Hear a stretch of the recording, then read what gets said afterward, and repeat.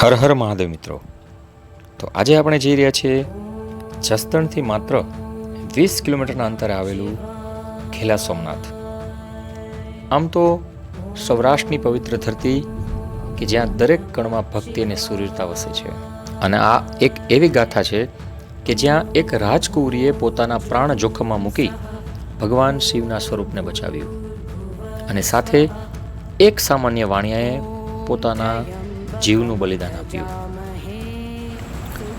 તો આ છે ઘેલા સોમનાથ મહાદેવની અમર ગાથા. બંધનાન મૃત્યોર્મુક્ષ્યમામૃતાન ઓમ ત્રયંબકમ ભજામહે. વેરાવળ પ્રભાસ પાટણ પાસે આવેલા સોમનાથ મંદિરને લૂંટવા તથા મંદિરનો નાશ કરવા માટે એ સમયે મોહમ્મદ ગઝનીએ 2-3 વાર હુમલો કર્યો હતો, પરંતુ તેને તેમાં નિષ્ફળતા મળી હતી.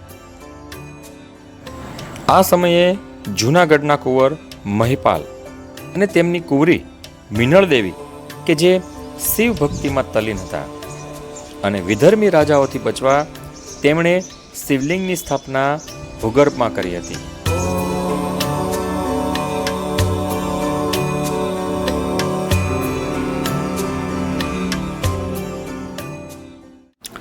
મિનળ દેવીની ભક્તિ એટલી અડગ હતી કે તેઓ માટે શિવ સિવાય કશું જ ન હતું. પરંતુ આ શાંતિ લાંબી ટકી નહોતી, કારણ કે ઈસવીસન 1457ની આસપાસ ગુજરાત ઉપર મોહમ્મદ જાફરની આણ વર્તાતી હતી. તેને ભૂગર્ભમાં જ્યોતિર્લિંગ છે તેની જાણ થઈ ચૂકી હતી.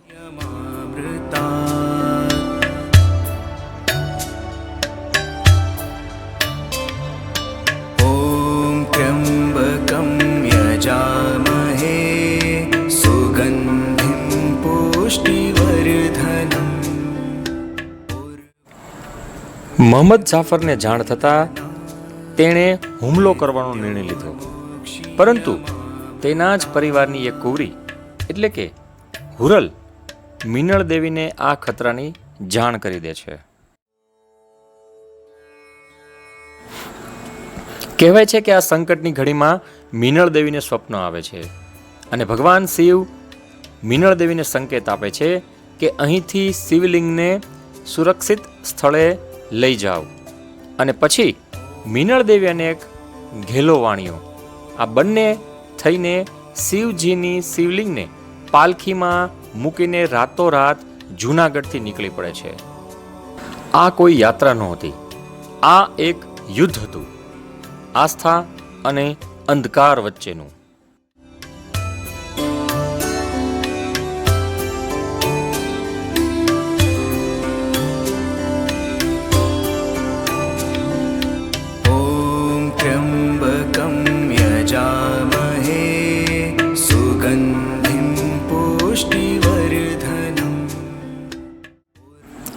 જ્યાં જ્યાં પાલખી પસાર થતી ગઈ ત્યાં ત્યાં ગામના શૂરવીરો ઊભા થઈ ગયા. તેમણે પોતાની જાનની બાજી લગાવી માત્ર એક જ હેતુ માટે કે ભગવાન શિવના આ શિવલિંગને બચાવવાનું છે. અને આ યુદ્ધમાં હજારો યોદ્ધાઓ શહીદ થયા, અને અંતે ઘેલો વાણિયો પણ વીરગતિ પામે છે. અને કહેવાય છે કે ઘેલા વાણિયાનું મસ્તક કપાયા બાદ પણ તેનું ધડ 7 દિવસ સુધી યુદ્ધ લડ્યું હતું.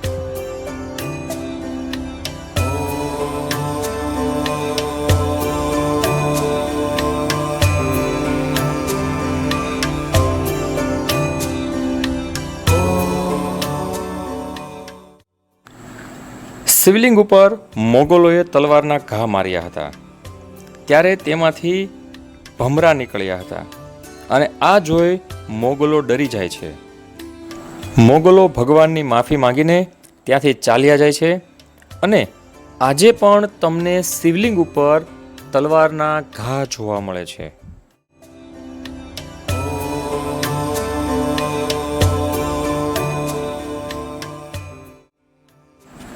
મિત્રો, આ ગાથા કોઈ ઇતિહાસ નથી, પણ આ છે ભક્તિ, બલિદાન અને અડગ વિશ્વાસની ઓળખ, કે જ્યાં એક રાજકુંવરીએ બતાવ્યું કે શ્રદ્ધા શું હોય છે. અને એક સામાન્ય માણસે સાબિત કરી બતાવ્યું કે વીરતા માટે રાજવી હોવું જરૂરી નથી. આજે પણ તમે ઘેલા સોમનાથ આવો તો સામેના ભાગમાં મીનળ દેવીની સમાધિ આવેલી છે.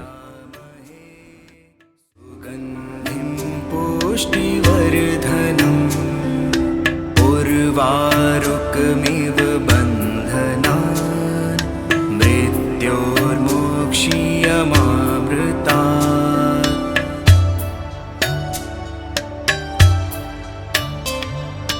ॐ त्र्यम्बकं यजामहे. મિત્રો, આજે પણ ઘેલા સોમનાથની જ્યારે આરતી થાય ત્યારે સાથે સાથે મીનળ દેવીને પણ પ્રથમ દીવો પ્રગટાવવામાં આવે છે. મીનળ દેવી કે જે આજે ઘેલા સોમનાથની સામે ડુંગર ઉપર સમાધિ લઈને બેઠા છે અને કહેવાય છે કે આજે પણ મીનળ દેવી ઘેલા સોમનાથની રક્ષા કરવા માટે સાક્ષાત ત્યાં બિરાજમાન છે.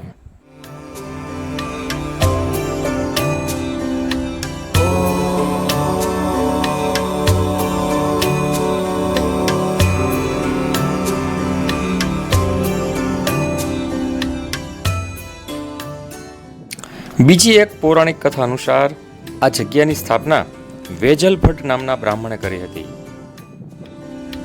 ॐ त्र्यम्बकं यजामहे सुगन्धिं. ઘેલા સોમનાથ ખાતે જે કોઈ શ્રદ્ધાળુઓ આવે છે તેમની માટે અહીં શ્રી ઘેલા સોમનાથ મંદિર ટ્રસ્ટ દ્વારા સરસ મજાની રહેવાની સુવિધા પણ છે, જેનો ભાવ આપ અત્યારે જોઈ રહ્યા છો.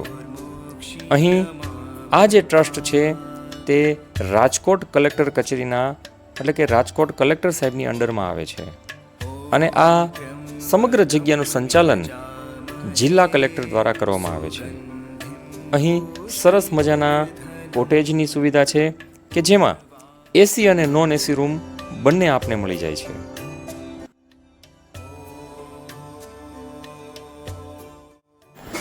અને અત્યારે જે આપ જોઈ રહ્યા છો તે છે ઘેલા સોમનાથ મંદિરની બાજુમાં જ આવેલા એસી અને નોન એસી કોટેજ. આ કોટેજનું બુકિંગ તમે ઓનલાઈન પણ કરાવી શકો છો અને જ્યારે અહીં આવો ત્યારે પણ કરાવી શકો છો. એસી રૂમની જો હું વાત કરું તો તેનું ભાડું 1200 રૂપિયાથી લઈને 2000 રૂપિયા સુધીનું છે, તેમજ નોન ડિલક્સ જે રૂમ છે તે પણ તમને માત્ર 200થી 400 રૂપિયામાં મળી જતા હોય છે. શ્રાવણ માસમાં ઘેલા સોમનાથની અંદર ભક્તોનું ઘોડાપૂર આવે છે. લગભગ 1 લાખથી 2 લાખ લોકો શ્રાવણ માસ દરમિયાન અહીં દર્શન કરવા આવે છે. તો જ્યારે પણ ઘેલા સોમનાથ આવો ત્યારે ચોક્કસ દર્શન કરવા પધારજો. હર હર મહાદેવ. ફરી મળીશું એક નવા વિડીયોમાં, અને જો મારો વિડીયો તમને ગમ્યો હોય તો લાઈક અને શેર કરવાનું ભૂલતા નહીં. सुगन्धिं पुष्टिवर्धनम्